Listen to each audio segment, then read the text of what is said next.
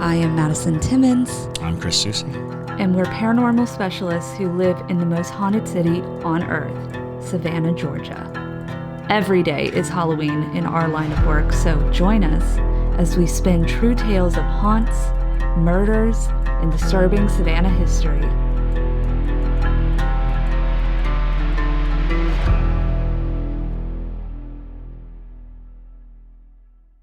I'm Madison. I'm Chris.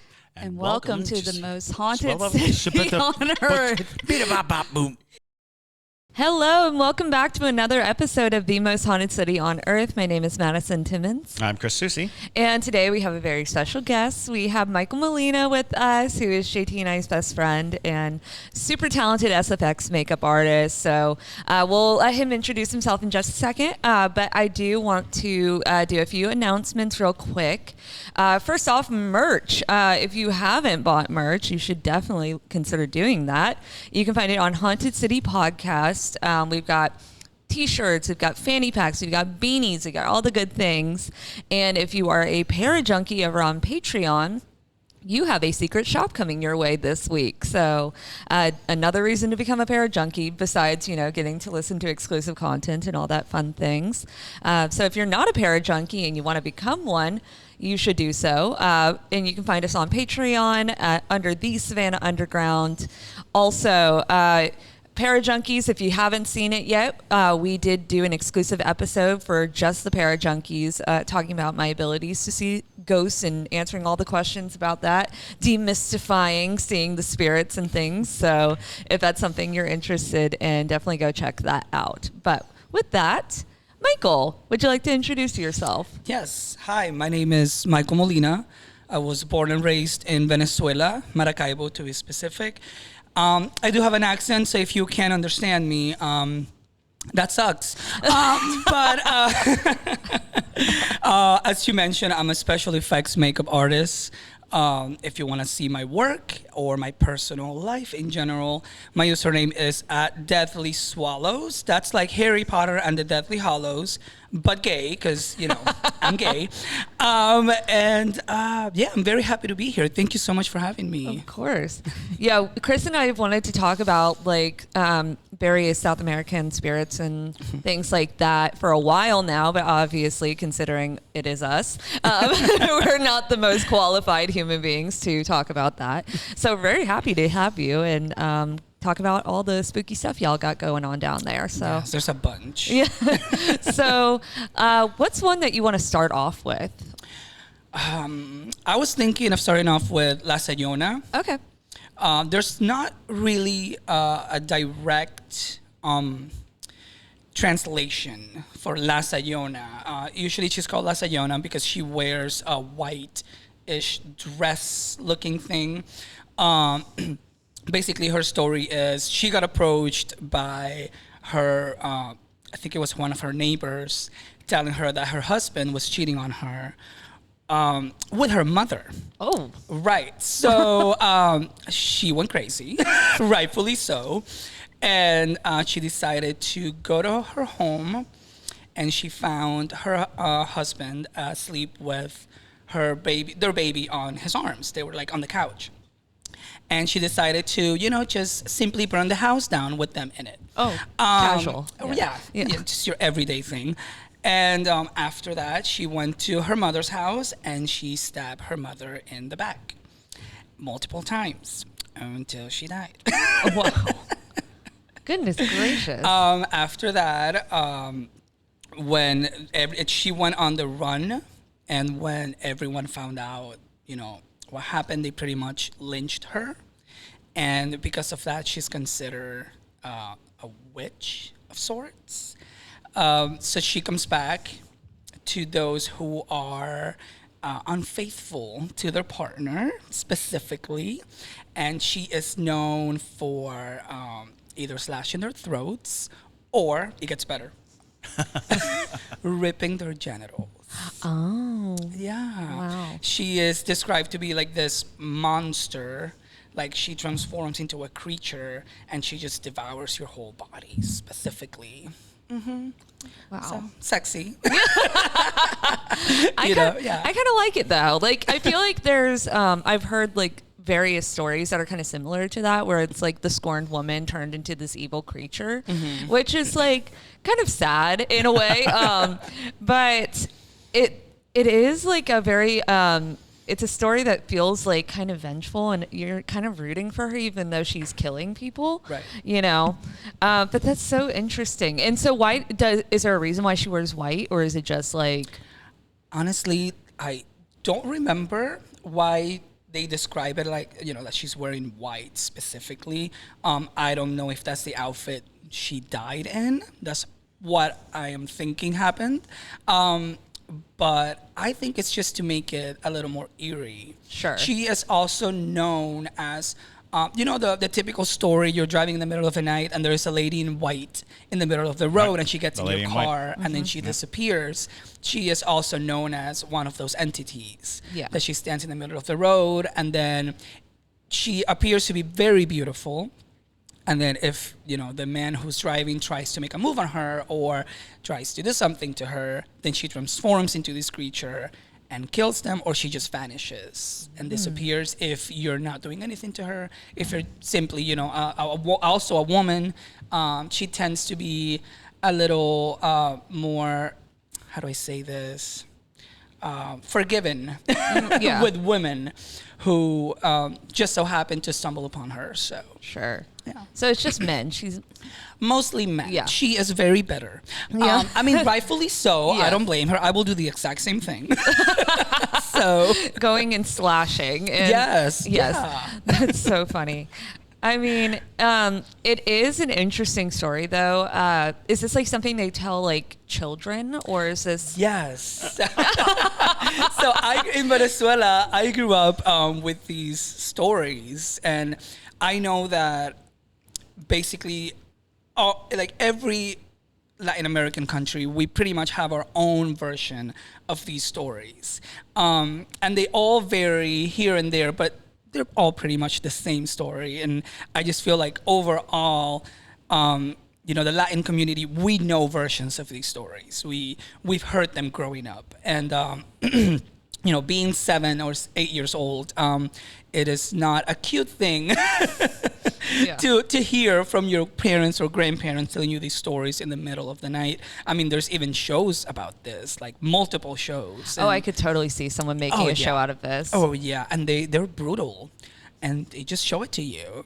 And that's why I'm messed up. Well, it's funny because it kind of falls into pretty classic folklore, which is yes. Consequence for bad action, or Yes. how do you keep people from straying from the path? You say, oh well, there's a big bad wolf in the woods. Don't go into the woods, kids. All of these stories are about if you misbehave, there's an entity to punish you for it, and the fact that it kind of bleeds into like the marital responsibilities and not living up to it, having a consequence. That's one of those things that societally you're like, how do we encapsulate the horror of the vengeful wife, or the things like that, because the woman in white oftentimes comes to that conclusion too, because a lot of times you'll hear that it's a wedding dress, that the spirit, whatever the woman in white is wearing a wedding dress, because we come up with these very symbolic versions of women, and so the white dressed woman is oftentimes this, like, we recognize almost immediately that this is picture perfect woman wearing her white dress, in the dead of night. You come across this figure, and throughout the world, the lady in white, the strange and peculiar spirit that shows up in white dress, signifies the once pure, now contaminated. Telling you that it's a trap. That you're stumbling into a scenario. Tested. You're being tested. Yeah. And your behavior oftentimes is the test. How you behave around this spirit is whether you get gobbled or set free. And that's a truth in many lady in white stories. Is if you misbehave, if you do something untoward, there is doom. lurking for you. And I mean, it also reminds me of mermaids, sirenas. When I think of La Sayona, it reminds me of Las Sirenas, and how mermaids were supposed to be these beautiful creatures, like testing men in the sea to see if they were unfaithful or not. And then they will transform. Them to the rocks, right? They will transform into these beasts. And moral of the story is don't cheat on your wives. Yeah. Just don't. Just don't cheat on anyone. Or your husbands, or don't cheat. Or just don't cheat. Don't be Don't be one of those. Don't be one of those. Or you'll get your genitals ripped off. Exactly. As you should. And you very rarely hear the other side of that story. You very rarely hear about the vengeful male ghost who was cheated on in life and murdered his wife. And that story doesn't seem to hold the same reckoning. And it might be because men kind of suck. And so, like the ideology behind it doesn't make sense because the patriarch is never in the victim, standpoint. So, so a victimizing man doesn't need to be a ghost because he's had the right all his life to do so. So that's what scares the man. Is it what, a woman with power? No. Yeah. Oh, run away. Oh, wow. That's actually really good. No, it's true. Yeah, well, and I could totally see people using that to like kind of start from the beginning of, keeping your kids in line of Absolutely. like, when you get older, when you get married, don't cheat because like you don't want to have some monster come after you. And that sticks with you because that trauma is like, oh God, like maybe my mom was right. Maybe I would get like, well, I mean, that's what the boogeyman is entirely is if you misbehave, if you don't eat your vegetables, if you don't, if you don't show up, the boogeyman will get you. Yeah. And it's like, oh, great. Thank you for creating a monster for me. And now I'll spend the rest of my life worried that I didn't eat enough vegetables. And when I go to sleep, the boogeyman's going to eat my feet. Exactly. Or Santa Claus. Or Santa Claus. And isn't Santa Claus just a variation on the boogeyman? A little bit, He can see everything you do. He's watching you. Don't do a single bad thing. Yeah. And he may not show up and murder you, but he will keep your toys. Yes. Or he might. Well, he's got Krampus. Krampus. He does have a demon at the end of a rope. It's like, yeah. Krampus is I love Krampus. Yeah. Like, I'm a big fan of it. I think it's so scary to tell children that if you misbehave, like this monster demon thing is going to come into your house at night. Like, when I was 6 years old, we lived in Germany, and they had this thing, it was Christmas and Christmas time, and they're like, oh, St. Nicholas is coming. St. Nicholas is coming. To which we were like, who's that? And it was Santa Claus. I was like, oh, St. Nicholas. Okay. Yeah. We all gathered in the lobby of this apartment building we were in. We're waiting, and it's like a couple of weeks before Christmas, and in comes a snarling beast monster, full get-up, fur, horns, the whole thing, running into the lobby, and all the parents are pushing the kids towards it. They're laughing, but there's a demon in the lobby, and then St. Nicholas shows up, and he's dressed like the Pope. He's got a big pointy hat and everything, and he's like holding the monster back, and our brains were melting. We were like, this is not Santa Claus. This is not the way it goes. And it was like, no, it's Krampus night. It's Krampus night. It was like, who are you people? Why are you doing this to us? Don't they have a whole Krampus festival? They do. Yeah. Absolutely. Which I would love to go, and I would love to see your take on a Krampus look. Oh, because I've actually considered that. You should do that. Yeah. It looks amazing. I've seen the videos of like the whole festival. The festival, yes. They do. Yeah. They go all out. They're not. This is not Halloween costumes. This is cinema grade. Yeah. And prosthetics and tongues that waggle and. They have massive, like animatronics. Yeah. Like, of Krampus eating children. Yeah. And I'm like, if I were 3 and I see that, I will be traumatized for life. Absolutely. Which explains a lot of that, German, Austrian, true. trauma base. That's why they're all so tough. Yes, it's true. And all of their stories, growing up in that region, all the children's stories are like, and then the child died. And you're like, what?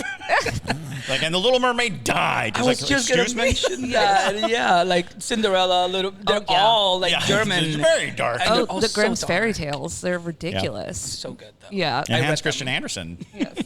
Oh, yeah. Well, Little just Mermaid. So sad. It's Little Mermaid. So sad. The Steadfast Tin Soldier. Oh, that could have been a happy story, but no. No. But it is interesting. Going back to what we were talking about, Yeah, she sounds like she could have been like a bit of a siren of sorts. She vaguely, very loosely, for you folklorists out there that I know, I always am weary of them because they'll roast me if I get these things wrong. Sure. But she's very loosely in that siren base of like the luring of men, like even though she doesn't sing and she doesn't like scream or anything, as far as I'm aware. Does she scream? No, not that I know of. If anything, I feel she does kind of lure you in, right? She uses temptation. Yeah, it's like a temptation. It's a sex appeal. It's a sex appeal. Yeah. Because she's like, look at me, I'm hot. Yeah. Yeah, you're like, guess what? I'm a monster. And then she grows talons. And I'm like, that's amazing. Yeah, and imagine. Yeah. You're even like, oh, you're so much hotter now. I love you so much. Yes. Given the modern horror culture, that's exactly what would happen. Yes, honestly, and I think that's why people want to make films and TV about her, is because, sex sells in film. So they're like, great, sexy monster lady. Cool. So on a less sexy monster, do you want to talk about El Silbon? El Silbon. Yeah. El Silbon, yes. Yeah. So El Silbon was actually one of the stories that stuck with me the most. Because basically, so El Silbon, he killed his father out of a drunken rage. His father was drunk, and he got home, and he wasn't fully drunk, but he was there. They got into an argument regarding their mother, and he ended up stabbing his father, cutting his throat, and all of that. And then he put his father's bones into a bag, un saco, and he committed suicide after that. Now, he is known to warn you by doing un silbido, which is a whistle. So El Silbon is basically the whistler. And you are supposed to hear the whistle, and it kind of goes like do, re, mi, fa, sol, la, si, like the, the scales. The scales, yeah. Yes. And after that, you hear his chanclas, right? Like you just hear his rusty chanclas, which, if you don't know what that is, those are like flip-flops. And then you start hearing the rattling of the bones inside the sack. Right, he is known to wear like this massive hat. It's like a massive black hat, and he's pretty much dressed in campesino clothes, which is basically someone from a farm. And he usually comes up to drunk people and kills drunks more than anything else, out of vengeance from his father being a drunk. And again, it does lead into the unfaithfulness. So he usually goes for the unfaithful. Overall, it doesn't specify men or women, which is weird because, for the La Sayona, it does specify that it has to be an unfaithful man. But El Silbon is just like, oh, if you're unfaithful, he might appear to you. Now, there is something, a lot of people keep dogs in their house because when the dogs hear the whistle, basically, they start barking. They have this presence. They can smell it, and the El Silbon, he doesn't like dogs. He's afraid of dogs, so he runs away. So a lot of people keep dogs in their house because of El Silbon, or they did, back in the day. Not to mention he's got a big bag of bones. Yeah, right. Exactly. The dog's like, oh, treats. Treatos, yes. So once he kills someone, so let's just say he enters your home, you're drunk, and he kills you. He cuts your body up, and then he puts you inside his bag. And then to celebrate, he starts whistling. Oh. That's and creepy. He just goes away into the mist, into the darkness. So, wow. Yeah, that's El Silbon. I would love to see his reaction to Argyle. Because for those of you who are maybe just now starting to listen to us, Argyle is our silky terrier. And she is feisty, and she would definitely very feisty. She would definitely bark at this spirit. But I would love to see this evil spirit that's going to chop you up, getting chased away by a silky terrier. That's where my brain goes when I'm picturing these things. So and again, it's a spirit that punishes, wickedness, drunkenness, public drunkenness, drinking a lot. It comes with a warning. It's like the Surgeon General's warning: you may be murdered by a vengeful spirit if you drink too much of this. Yes. And it falls into line too, because I think that throughout history, there have been these huge attempts to curb drinkers. There was in the medieval times, there were plenty of they'd have the medal that they would hang around your neck. It was this big, heavy chain and a weight that was like 75 pounds that if you were publicly drunk, you had to wear for until they take it off of you. And then everybody knows, oh, that guy's drunk. That guy was drunk at one point, because you sober up pretty quickly walking around a few days with 75 pounds around your throat. So, the fact that it gets worked into all these little variables of conditioning that a spirit can, in fact, judge you, because that's probably the worst of it, is being judged by some unknown entity and telling you, oh, your behavior is worthy of death. Your behavior is worthy of being murdered. It's always interesting when you hear ghost stories that seem to be consequential. If you cheat, if you're caught drunk, if you misbehave, there's a spirit waiting for you. A spirit waiting to correct your behavior. Exactly. And I mean, it's not uncommon for spirits to be aggressive to drunk people, because even in Savannah, we've got spirits that are that were very staunchly prohibition, and they're like, oh, if you're caught drinking in my house, or, at the Pink House, there's always been that one spirit who is super against alcohol, and she comes up to drunk ladies in the bathroom and stuff. She doesn't cut them up, but it's funny because that spirit gets a twofold if you ever get to the Pink House in Savannah, because some people think that it's a man who just gets fresh with ladies in the bathroom. That's true. So, it comes and goes how the stories pan out. But absolutely the fact that, and it also raises the question of whether impaired mental function actually is a way to see or experience the supernatural. Mm-hmm. If you are taking away the veil of precautions that we have naturally built into us through inebriation, you might see spirits. And, in some cultures, they utilize chemicals to achieve that piercing of the veil. If you're really high, you might see something that, you would later regard as a hallucination, but it could, in fact, be some spirit communication, because you are getting rid of that pesky gate of consciousness that we have. And so it's possible that being very, very drunk leads to spirits being able to mess with you a little more freely, being able to, get into a position because you have shed the natural protections of a lifetime of being told it's not real. We get to close the door through people enforcing the fact that, well, no, ghosts aren't real, that's not real, these things aren't real.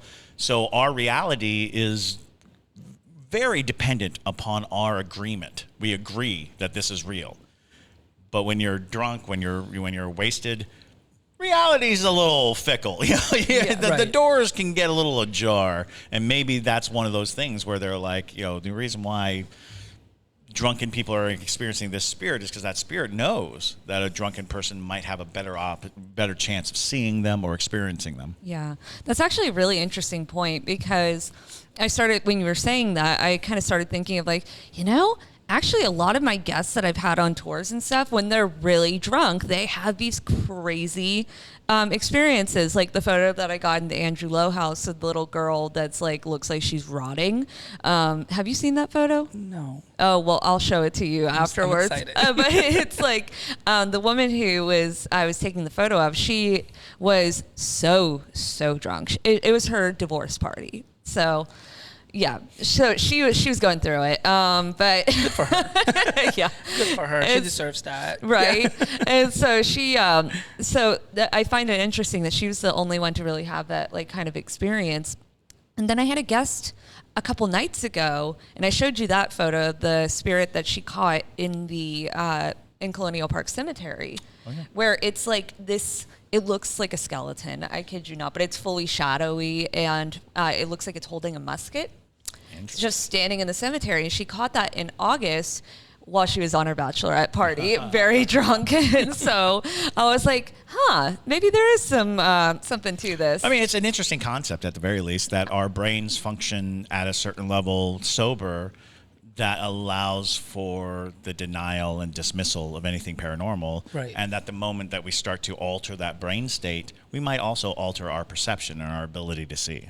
Yeah, absolutely. I mean, it is creepy nonetheless. And it's, you hear so many drunk people that are like, that get dismissed when they see something, weird. Well, when Because they're we like, were oh, you're kids, drunk. every cartoon you ever saw, if a cartoon character got drunk, they had massive hallucinations.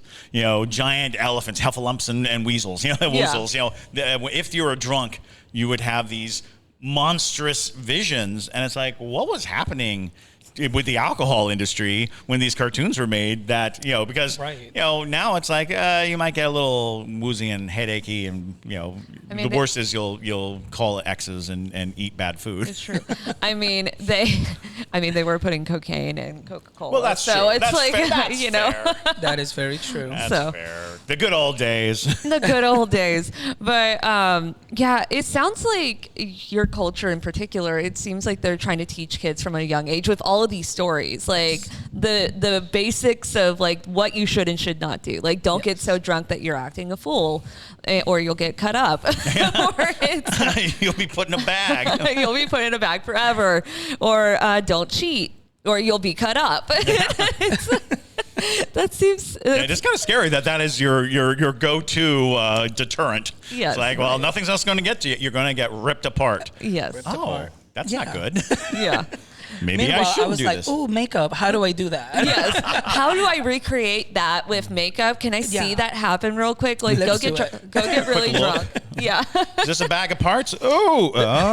That's why I never wanted a dog. Yeah. I'm just like, I wanted Silbon to come in that so makes that I sense. see it. Then have a few questions. Yes. And take some Like, notes. Yes. Do you want a drink, sir? Yeah. No, that makes sense why you're such a guinea pig person now. So, yeah, because, baby. yeah. Michael has a guinea pig named Emo. He's the fattest, cutest thing ever. And I could really not see Emo scaring off a creature like that. So, Baby. so maybe that's why you're like, no dogs, but Probably. It's just there subconsciously. Yeah. Me no wanting animals that will scare away the scary. Right. You know. The demons come in. Just Yeah. come. Have a seat. So was it like your parents who told you these stories? Yes. Okay. Yes, Yeah. I did. And I will tell my friends because I wanted to scare them because, it's me. Yeah. So I will just tell them the story.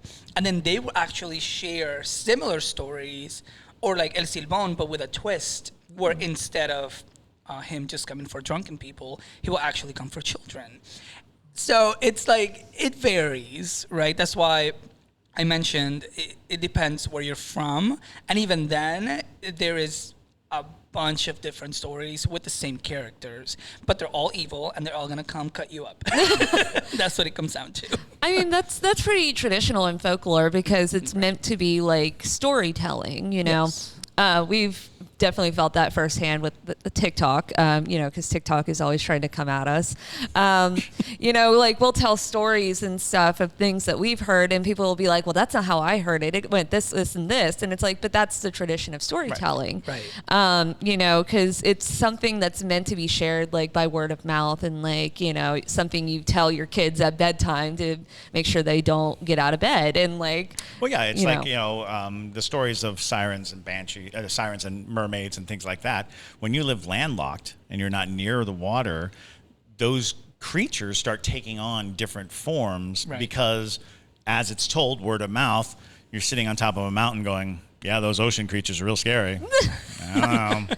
They're Like, well. much more worried about the creatures in those woods over there. Right, but, well, and it's funny because the whistling plays a big part in a lot of ghostly tales. I followed a guy on YouTube for a while who apparently his whole life he would hear this whistling and it would just make him so nervous and so afraid, and he actually caught video of the whistling. And it was like this two-tone whistle. It was like whistle that went wee woo, and it was off in the distance. And he's on his camera going, "Oh my God, that's it! That's the sound! Listen, listen, listen!" And he's looking around trying to figure it out. And he's like on a lake, and there's no one around him. And I was like, "That's so cool!" But I've heard it many times, like to hear a whistle, even in general folklore, like you're not supposed to whistle in a graveyard. You know, whistling around the dead is a clear indicator that you're going to get haunted, that you're going to get something's going to come after you. So the idea that the whistle can be something that's really innocuous but can be terrifying if you're lying asleep and you hear this whistle just come out of the darkness. Yeah, no, that's horrifying. Yeah, it's horrifying. Well, it's a horrifying notion.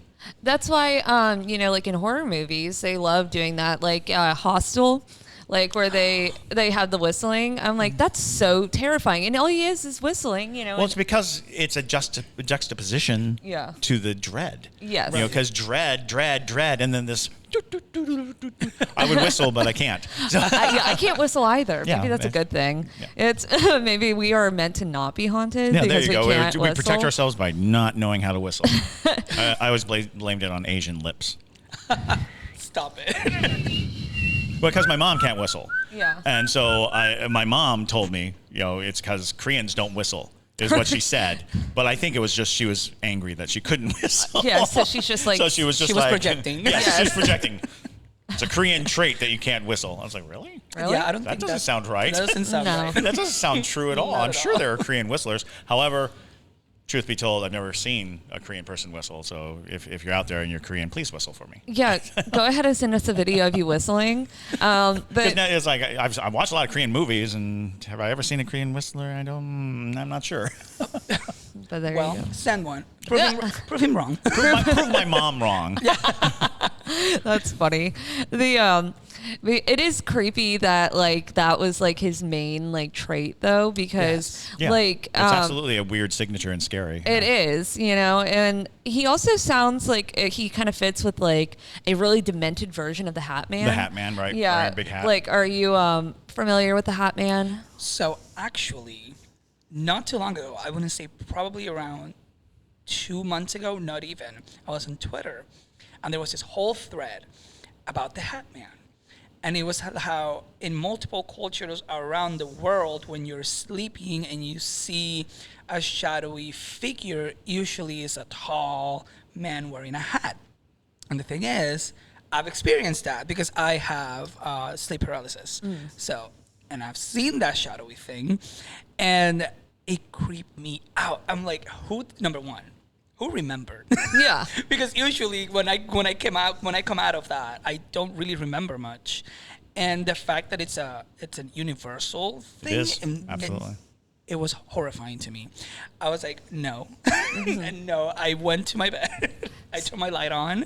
And there's a lot of spirits that come with the wide brim hat. Yeah. The wide brim hat, it casts shadow over the face, because even Spring Hill Jack wore a wide brimmed hat.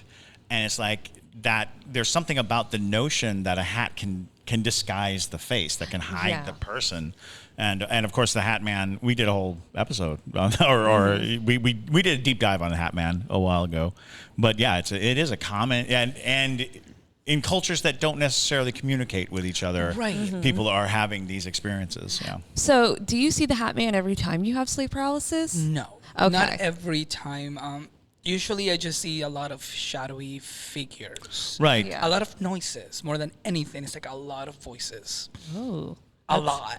That's so horrifying. Yeah, it is horrifying because it's like my eyes are open. I hear all these voices and then all these shadowy figures. But sometimes I do see the Hat Man. And the fact that I was able to see that in quote unquote real life in a picture that someone obviously created, I'm like, who was able to remember that? That is so specific and creepy. Yeah. It is super specific and creepy. Yeah, it's what's weird is because I've seen the Hat Man as well. I saw it when I was a kid, but I don't have sleep paralysis. So I thought it was interesting that you see it, especially during sleep paralysis, which, sleep paralysis has always been kind of associated with demonic kind of stuff because people associate it with seeing, a creature in their room usually, along with sometimes it's shadowy figures and things like that. But that's the like in the Gullah culture, like in this region, it's called the hag. But she's like supposed to be a person that you know, like somebody from your community that like is a shapeshifter, essentially. Okay. So maybe you like have some Gullah blood in you or something, or like you never know. Well, and again, we're dealing with altered perception. Right. Conceptually, when you are in sleep paralysis, you are actually still in a dream state, but you're awake. And the concept of deep meditation giving you access to the spiritual plane, you are basically in a place where what you see is our world and the world that is accessible through dreams. Dreams supposedly are a door to witnessing paranormal or to experiencing paranormal. And if you're awake while that's happening, you're basically getting a dosage of what is around us all the time that we just can't see. You know, it's like the many layers of light that we cannot perceive with our eyes. When you're in sleep paralysis, you're actually still in a dream state but awake, which is kind of a nightmare state to be in. Terrifying. Yeah, it's a nightmare. Can I ask you? Yes. Do you still experience it? Sleep paralysis. Oh, I've never had sleep paralysis. So Okay. it's so when I saw the Hat Man, it was just simply I saw him standing in my doorway. And it. so now like I definitely was frozen in fear, but I was able to like move my limbs and stuff.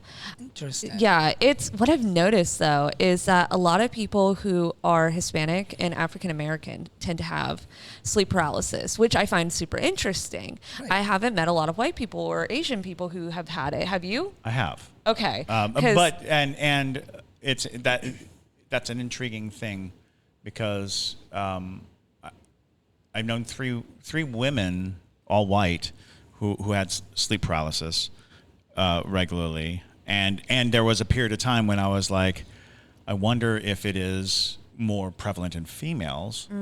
But then I started meeting minority males who had it. And it was fascinating because I was like, now I'm dealing with the concept of, is it, because I don't think I've ever personally known of a white male who had it, but I did watch The Nightmare, which is a documentary. It's a great documentary if you can find it, The Nightmare, and it is about sleep paralysis. So if you watch that, you'll see a wide spectrum of people who experience it. But it is a fascinating thing. It's the idea that there might be some stressor that is specific to a group or a targeted group or a minority or something to that effect, because it's very possible that society compresses a person to the point of paralysis. Yeah. Well, in the real like theory that I was kind of like thinking about is it kind of stems from the Gullahs because you can have a hag that can be passed down generationally, Yep. and then you can also be given a hag. But like, I wonder if it was more like a cultural thing. Sure. Like, but it also might have just been the definition for that culture of a phenomenon that was happening. That also makes sense. So like they were witnessing something and they were able to contain it and create a lore around it, because that's really what folklore is when it comes down to it. It's an explanation for something that they can't completely explain. When something strange happens and someone reports something strange, they begin to look, but it's not like, everyone has access to scientific equipment or, and certainly if you go far back enough, it's going to be, well, this is what makes sense. You're being haunted. You're being attacked by a demon. There's a monster coming after you, and it's one of you. And then it's just a big game of werewolf, where you go from door to door, like you're the werewolf. And it's like, no, I'm not. Okay, no, I'm you're the drunken werewolf. fool. I'm Yes. the drunken fool, right? But I'm the doctor. You're a werewolf. Sleep paralysis is so interesting, It though. is. Like in the scheme of things, like It is. not And when you're probably worth experiencing an it, I'm sure. episode too that Yes. we should think about is getting people who have experience. We know at least a handful of people who Oh, have. Yeah, I have. sleep I paralysis. still experience it, and I've experienced it since I was a child. So I have a lot of stories. Yeah. On that, so if you guys want me back, Yes. díganle que me quieren de vuelta. Okay, perfecto.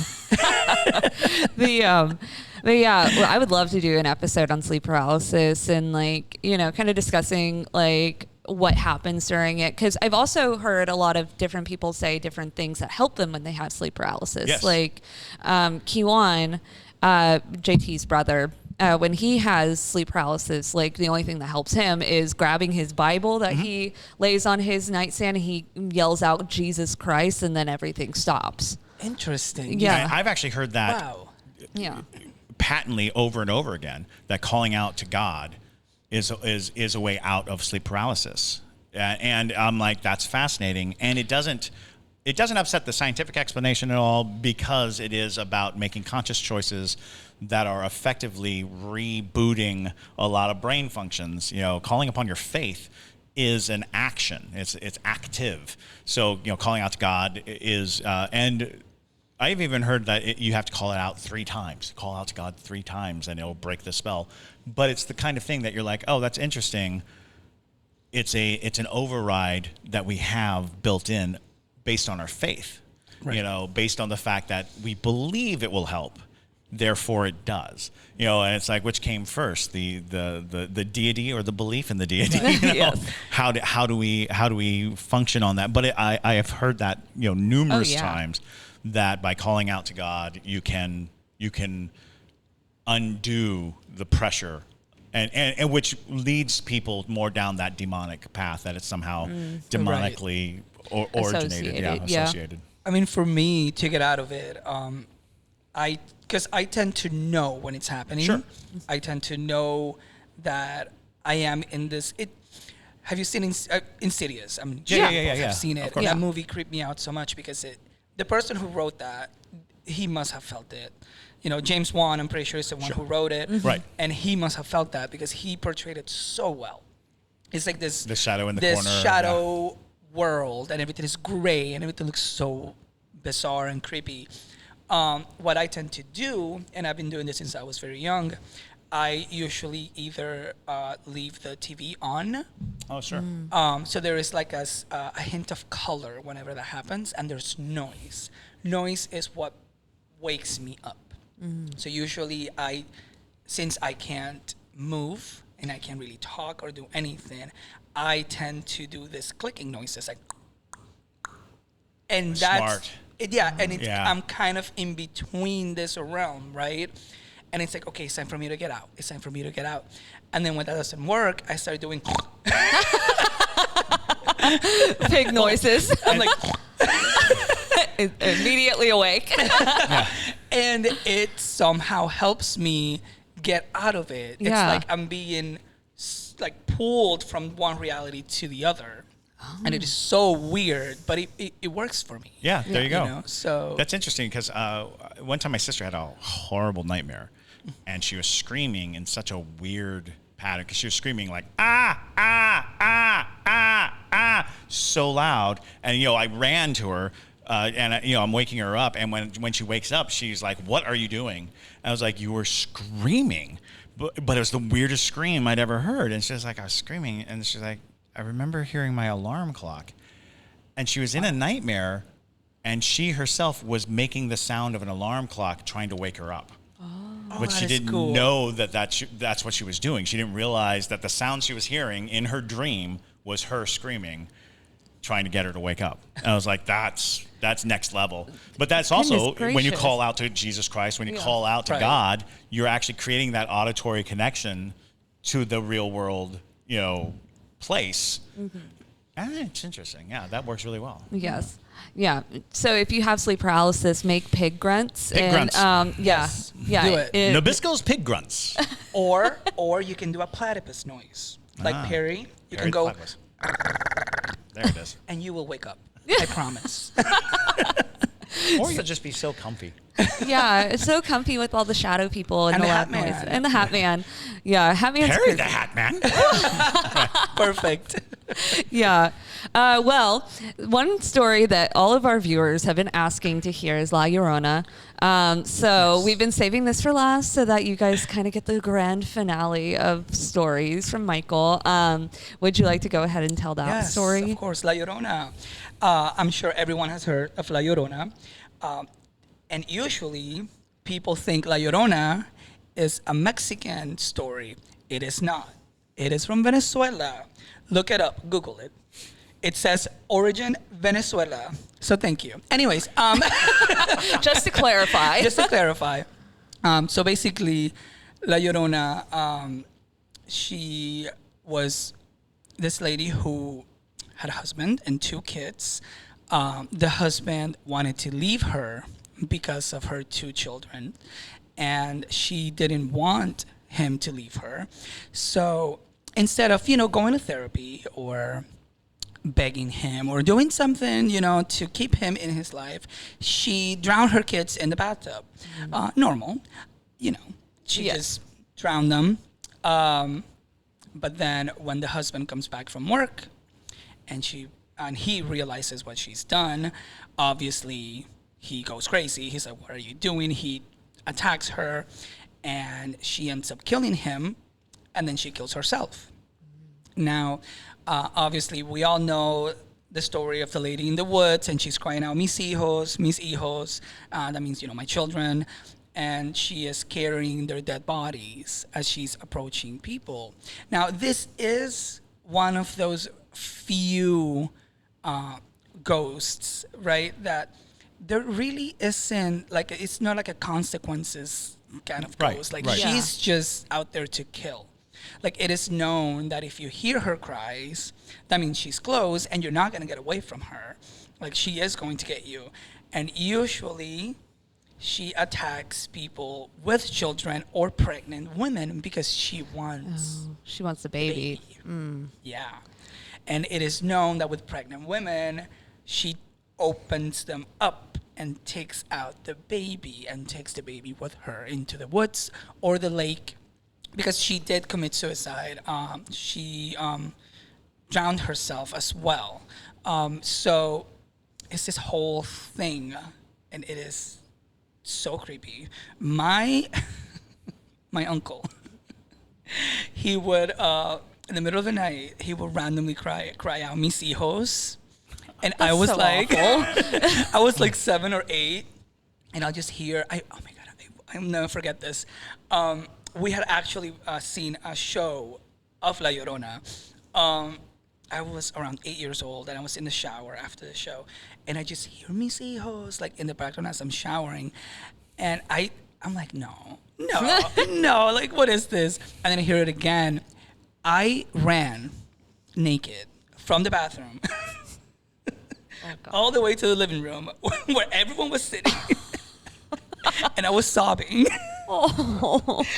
And then I found out that so my uncle was hiding in the room next door to the bathroom, making noises like mis hijos into the wall, so that I will get creeped out. Horrible. That's so mean. So mean. But that's why I'm messed up. But a lifetime of interest in the paranormal was born right there. Yes. Yeah, La Llorona is so famous, even here in the States. People just love that story, and they've made films about it and things like that. Honestly, it sounds the way you tell it sounds very much like Medea. Very much. But an extra, even sadder ending, which I didn't think was possible. But that concept of a mother killing her babies and things like that, which does happen with some women. Even before we ever diagnosed postpartum depression, it absolutely existed. And the concept of being overwhelmed by both the absence of life in your body and the stress of screaming life in front of you, and you pile on the fact that your hormones are already out of control.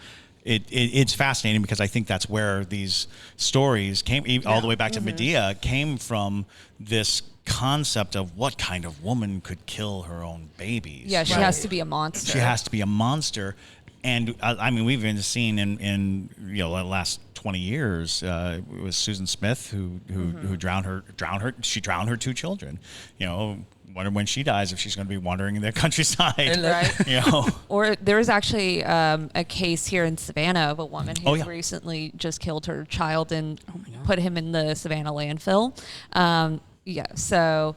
Oh, JT's telling me not to talk about that. So, okay, we'll cut that out. But anyways. Got it. But yeah. There are enough stories. Exactly. There are plenty of stories, though, of that happening, but what I find interesting is that she's actively seeking more children.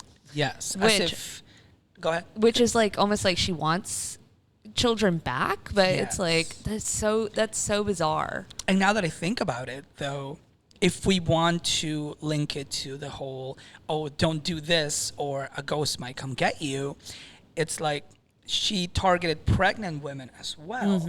And a lot of pregnant women will think La Llorona was coming for them. So that could be a don't get pregnant warning kind of thing. Yes. Or Out La of wedlock, Llorona, you know, or, Yes. or she will come for you. Yeah, So, or you will get cut open. right. And the Going baby back. will get stolen. Although, Always and going to too, cut it open. she's the weeping woman. So, you know, usually identified as a woman in a white dress. Usually, you know, the long black hair is a big Right. part of it. But comes the weeping, which puts her in a banshee category Yes. because Yeah. the Yes. truth is, if you hear her crying, you're going to die. Right.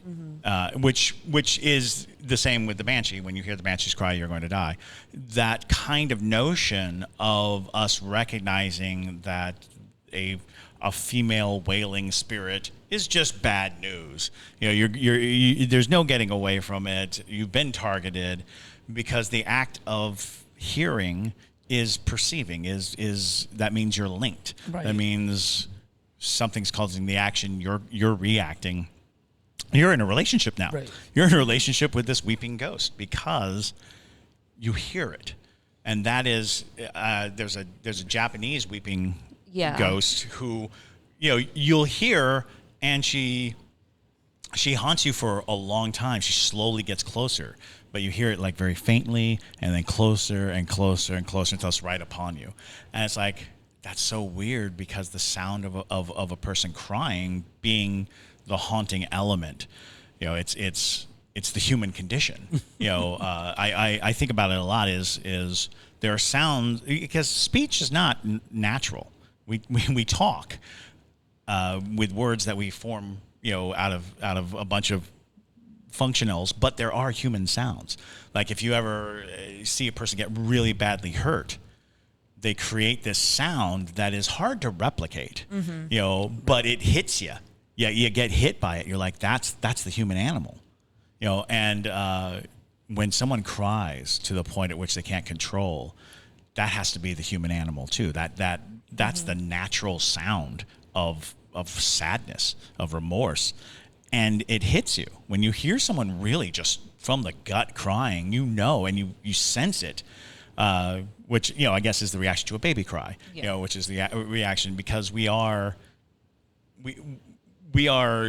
built on top of a very animal base. Pretty much. So yeah, when you hear that sound, that crying sound, it's like, oh, you are linked. You're linked emotionally to this spirit. Yeah, there's so many like documentaries where they talk about like moms who lose their children and stuff, and every time that happens, I've always seen them put in a clip saying like those cry that those women let out is something you'll never unhear, Right. because it's like only a cry that can happen if you're like burying your child or you lose your child.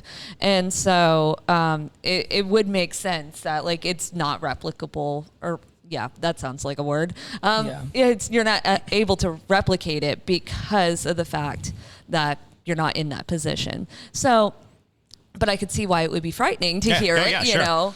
Right. Late night wailing.